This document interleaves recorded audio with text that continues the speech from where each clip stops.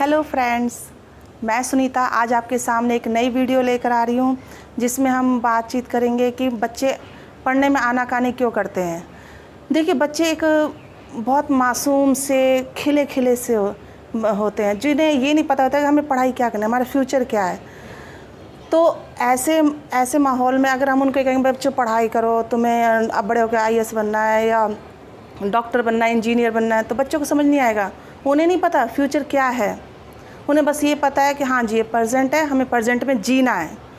तो हमें उन्हें फ्यूचर ना दिखा करके सिंपल जो उनके अभी दिमाग की स्टेज है, जैसे कि अभी हम बोलते हैं कि बच्चे जैसे सीढ़ी है, सीढ़ी पे अगर हम चल रहे होते हैं तो क्या होता है, पहले फर्स्ट स्टेज आता है, फिर सेकंड, फिर थर्ड, इस तरह से स्टेप बाय स्टेप हम सीढ़ियों पे चलते हैं।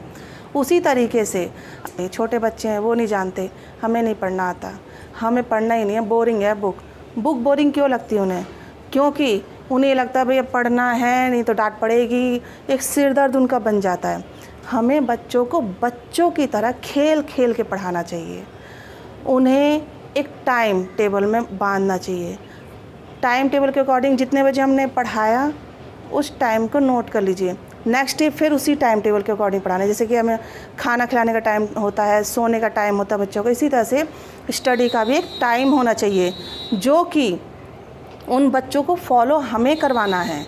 और फिर उसके बाद क्या होगा कि जैसे बच्चा अपना रूटीन में आ जाएगा, उसको पढ़ाई बोझ नहीं लगेगी और वो आगे पढ़ने लगेगा। एक्शन के द्वारा पढ़ाना चाहिए, एक्शन के द्वारा, पोएम के द्वारा, कोई सॉन्ग के द्वारा पढ़ाना चाहिए, जिससे कि बच्चों को मन उन सब चीज़ों में, एक्टिविटी में करते करते बच्चे उस चीज़ को फॉलो करते, पढ़ाई को लर्न करते। जैसे कहते हैं ना कि बच्चों के सामने जो चीज़ ज़्यादा बोली जाती है बच्चे उसको रिपीट कर लेते हैं। जैसे सपोज़ को पोएम हो गई, टीवी में देखो कार्टून चलते हैं, कार्टून में कितने डायलॉग्स होते हैं, कितने वर्ड्स होते हैं जो बोले जाते हैं। जैसे कि बोलते हैं कि वाह मज़ा आ गया, या फिर समोसा खाया जाए, होता है ना मोटू पतलू में बोला जाता है कि भाई समोसा खाया जाए, समोसे के बिना तो मेरे दिमाग की बत्ती नहीं जलती। तो उसी तरीके से बच्चे होते हैं, बच्चे इस चीज़ को भूल जाते हैं कि हमें क्या करना है, लेकिन हमें हाँ बच्चों को ये ज़रूर याद रहता है कि हाँ जी बिना खाना खाए हमारे पेट की बत्ती नहीं जलती, समोसा खाना है, मोटू पतलू में बताया था। तो मम्मा मुझे भूख लग रही है, या फिर इस तरह से कि हाँ भाई मम्मा पेट में चूहे कूदते हैं। जैसे ऐड में बताया जाता है कि भाई अगर आप खाना नहीं खाओगे तो पेट में चूहे कूदने लग जाएंगे। तो इस तरीके से हमें भी उन्हें बोल बोल के बच्चों को पढ़ाना चाहिए, उन्हें समझाना चाहिए। तो देखो उनके दिमाग में बहुत जल्दी बातें कैच होंगी और बच्चे पढ़ने में ध्यान देंगे। और नेक्स्ट टिप्स ये है कि अगर हम जब बच्चों को बार बार ये बोलते हैं ना बच्चों पढ़ना है पढ़ना है पढ़ना है, तो बच्चे उस चीज़ से दूर भागने लगते हैं, क्योंकि खेलने के लिए तो हमने कोई प्रेशर दिया ही नहीं। आप खुद सोचिए कि बच्चा जब पैदा होता है और जब थोड़ा थोड़ा सा बच्चा अपने आप को हिलने डुलने लगता है, हम उसको गेम्स पकड़ा देते हैं, या हम उसको कुछ टॉयज़ पकड़ा देते हैं, या कुछ और अदर चीज़ें उनको जो होती हैं वो हम उन्हें देते हैं कि बच्चों ये लो, और छोड़ देते हैं उन्हें। उनका पूरा कॉन्सेंट्रेट उस खेलने पे होता है, हम उनको प्रेशर नहीं देते बच्चों खेलो खेलो खेलो खेलो। तो उससे क्या होता है कि बच्चे फ्री माइंड होकर के अपने अकॉर्डिंग उन चीज़ों से वो खेलते हैं। तो इसी तरीके से हमें बच्चों को बुक्स देकर उन पर प्रेशर नहीं डालना है, उन्हें ईज़िली प्यार प्यार से बोलते हुए, आगे बढ़ाते हुए, सब्जेक्ट को समझाते हुए उन्हें पढ़ाना।